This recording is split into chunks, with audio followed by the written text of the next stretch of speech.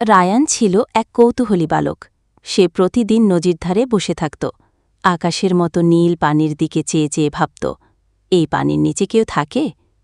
একদিন হঠাৎ পানির ঢেউ আলতো করে এসে তার পায়ে লাগল, আর এক অপূর্ব দৃশ্য।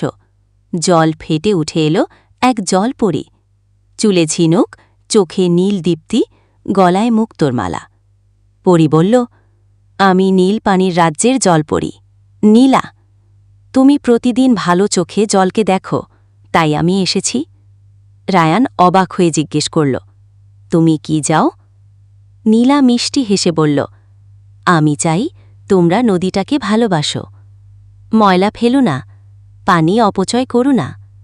রায়ান মাথা নেড়ে বলল, আমি কথা দিলাম, আমি নদীর বন্ধু হব। নীলা একটা ছোট নীল খুঁটি দিল, এটা তোমার বিশ্বাসের উপহার। যখনই কেউ পানি নষ্ট করতে যাবে, এটা তোমাকে আলো দিয়ে সাবধান করবে। সেই দিন থেকে রায়ান নদীর পাহারাদার হয়ে গেল।